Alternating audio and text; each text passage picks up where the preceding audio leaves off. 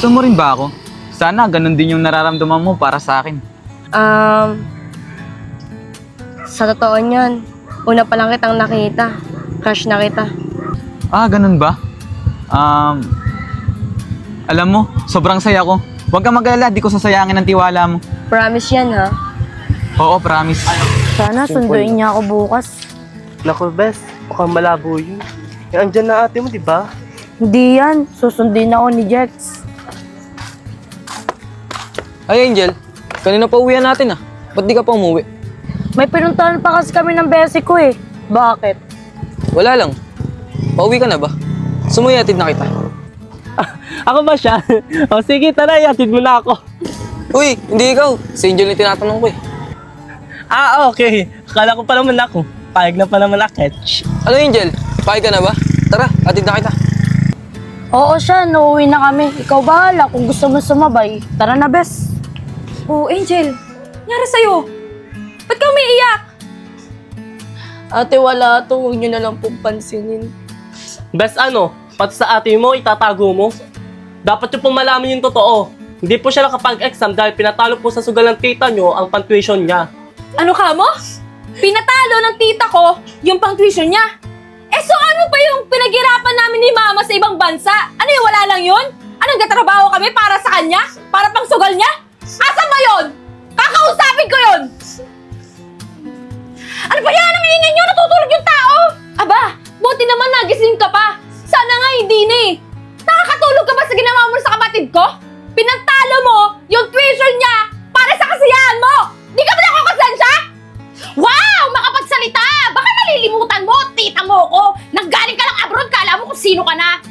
Eh ano naman, kung nag-a-abroad kami, at least kami, yung pinaggagastusan namin, galing sa pinaghirapan namin, hindi katulad mo, nangungupit ka na, tapos gagastusin mo sa kung ano-ano mga kagustuhan mo. Hindi ka ba naawa sa pamangkin mo? Ha?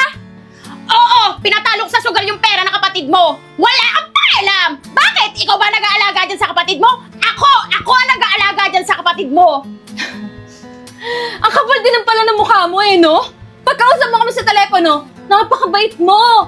Lalong-lalo na, paghihingi ka ng pera, hindi ka ba nahihiya sa ginagawa mo? Ako mahihiya? Bakit ako mahihiya? Ako nagpaaral sa nanay mo, pero anong ginawa? Nagpabuntis lang. Eh bakit dinadamay mo dito yung nanay namin? Naigit ka? Eh di magpabuntis ka din! Para quits kayo! Ate, tita, tama na po. Hayaan nyo, kakausapin ko na lang po yung teacher ko na bigyan na lang po ako ng panibagong exam. Oh, yun naman pala eh! Buti pa yung kapatid mo, madaling kausap eh, ikaw! Ang dami mo pang satsat! Ah, ganon? Puro ka satsat? Halika dito! Papakita ko sa'yo na hindi lang ang puro satsat! Lumayas ka sa pamamahay namin! At huwag ka nang babalik! Tandaan mo tong babae ka! Pamangkin lang kita! Bukas na bukas, babalikan kita! Kahit bumalik ka pa, wala akong pakialam! Umalis ka na!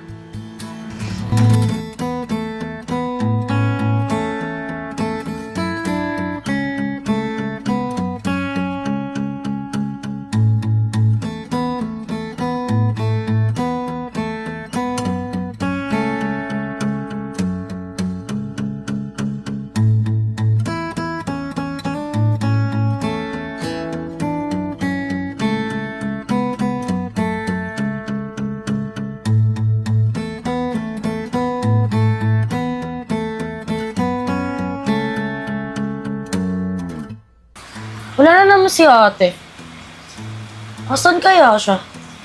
Siguro nagkita na naman sila ni Jex.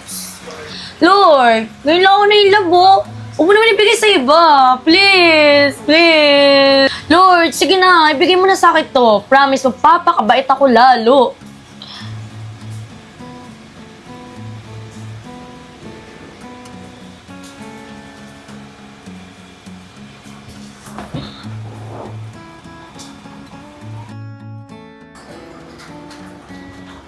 Angel! Nandiyan ka ba? Pasok na ako ah. Oh, tulog siya.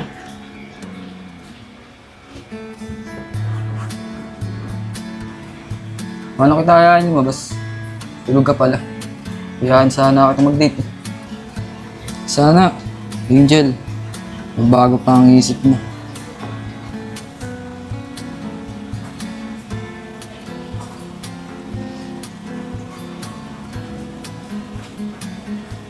Sana ako na lang magustuhan mo. Sorry, Angel ah.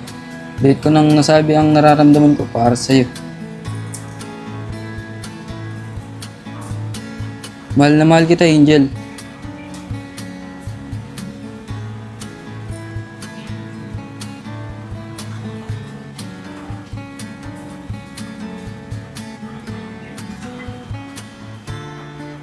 Bes, wala si Jackie. Kaya ako lang yung nakapunta rito. Hoy lalaki, ang ginagawa mo sa beshi ko? Manjakis ka, lumayas ka dito! Teka lang, wala akong ginagawa! Lumayas ka dito! Ayoko makita ang pagmumukha mo! Bessie, gising! Bessie! Ano ba yun, Bes? Ano ba nangyayari? Bessie naman! Di mo ba alam ang nangyayari? Di ko alam, Bes. Bakit? Ano ba yun? Nananaginip kasi ako, nandito si Jex. Gaga! Wala si Jax dito! Di mo ba alam habang natutulog ka? Hinahalikan ka na ni Sean! Ano? Si Sean? Nagawa niya sa akin yun? Nasaan yun? Ang kapal ng mukha niya. Oo, Bes, tama yung narinig mo. Hinahalikan ka niya habang natutulog ka. Di ka man lang ba nagising? Tulog mantika ka ata eh. Oo, Bes. Di talaga ako gumigising kasi napapanaganipan ko hinahalikan na ako ni Jex sa pisngi. Ayan, puro ka na lang kasi Jex. Di mo alam si Sean na yung mahalik sa'yo. O baka naman, gusto mo din. Hindi, no? Alam mo naman, Bes, di ba? Matagal na tayo magkaibigan. Ngayon lang ako nagkagusto sa isang tao. Hay nako, buti na lang dumating ako. Kung hindi, baka iba na yung nagawa niya sa'yo. Maraming salamat, Bes, ha? Buti na lang dumating ka. Nakaka-disappoint naman yun si Sean. Manda siya sa akin pag nakita ko siya. Sa susunod naman, Bes, pag matutulog ka, sarado mo naman yung pinto. Oo na, sorry na, Bes. Di ko kasi alam na nakatulog ako.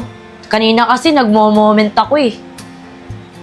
Ayan, sa kaka-moment mo dyan, muntik ka na tuloy magkaroon ng bad moment. Bes, may bisita ka ata. Baka si Jax na yan. Oo nga, baka si Jex na yan. Pagbubusag ko muna siya. Sorry mga best, galing akong practice eh. Kala ko si Jex na. Si Jackie lang pala. Ayan na, nandyan na ang chismas sa ating kaibigan. Tari ka na bilis, sikwento mo na yung mga nasagap mo. Sige. Bes, wag mo nang patagalin. Ikwento mo lang sa amin ang mga nasagap mong balita. Ano mo gusto niyong unahin ko? Yung balita ba sa kalapit bahay natin o yung narinig ko kay Angel? Bes, ang laki talaga ng sagap ng tenga ng bestie natin. Daig pa ang iPhone, buti siya din nalolobat. True. Okay, Bes. Parang iPhone. Grabe naman kayo sa akin, buti nga may beshi kayong malakas sa signal eh. Pag mo naikwento yung kay Angel, alam ko na yun. Andito nga ako, di ba? Unahin mo naikwento yung sa kapitbahay natin. Eto na nga, yung kumari ni Mama, kapag umalis yung asawa niya, may pumupuntang lalaki doon. Si Ate Jaya, yung asawa ni Kuya Rob. Grabe, Makati pala yun. Akala ko naman mainin yun. Kung manamit pa naman at kumilos, akala mo hindi makabasag pinggan. Kaya nga mga bes, nagulat din ako kasi nakita ko sila kahapon. Grabe naman yun. Ang bait pa naman ni Kuya Rob. Nagsusumikap na nga sa pagtatrabaho para sa kanila eh. Wala na kaya yung oras sa sarili niya. Kawawa naman si Kuya Rob. Nakuha na nga natin sila. Ang pagtuunan natin ng pansin kung paano natin may kukomport ang beshi natin. Pinsan, nandiyan ba si Mama? Hoy Samuel, andyan ka na naman? Kanina pa kami andito ah. Paano ka napunta dyan? Wala lang. Hi Jackie. Kamusta? Nag-enjoy ka ba kagabi? Hala Beshi! Ano nangyari sa inyo kagabi? Sinuko mo na ba ang brilyante ng lupa? Pasnera ka talaga, Beshi! Ano ba naman kayo mga bes? Nag-date lang kami kagabi, no? Chismosa lang ako, pero daw may sa ano, no? Akala ko naman, binira ka na ng Samuel eh. Jenny, gilan nyo nga ako! Bakit? Gusto mo, grinding kita? Pare, di tayo talo. Samuel naman kasi, ayusin mo kasi panalita mo. Alam mo ng mga beshi ko, green-minded. Sorry na, Jackie my loves. Nagbibiro lang naman ako eh. Angel, pamangkin, pwede ba kitang makausap? Mama, buti umuwi ka. Wait lang guys ha, magsi-CR lang ako.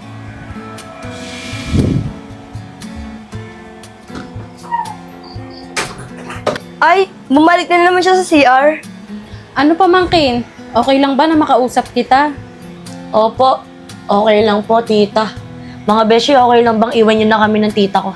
Sige, Beshi, uwi na kami. Gabi na rin naman. Uy na kami. Ingat kayo guys ah. Pamangkin. Pumunta dito si tita para manghingi ng tawad sa'yo. Kasi yung pera na pambayad mo sana sa tuition, nalustay ni tita sa pagsusugal. Sorry talaga. Tita, alam mo naman di ba? Na pinaghihirapan nila yung perang kinikita nila sa ibang bansa. Di nila pinupulot yun. Oo, alam ko naman yun.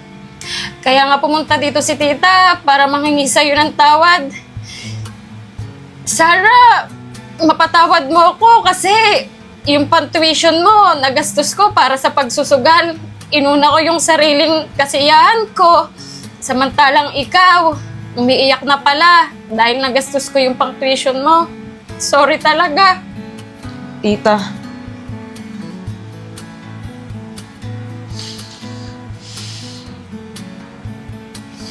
Hindi ka dapat sa akin humingi ng tawad kundi kay mama at kay ate. O sige, pamangkin. Gagawin ko yon. Hihingi ako ng tawad sa kanila. Tsaka, okay lang ba na dito ulit ako tumira? Kasi, kayo lang naman yung pamilya ko dito eh.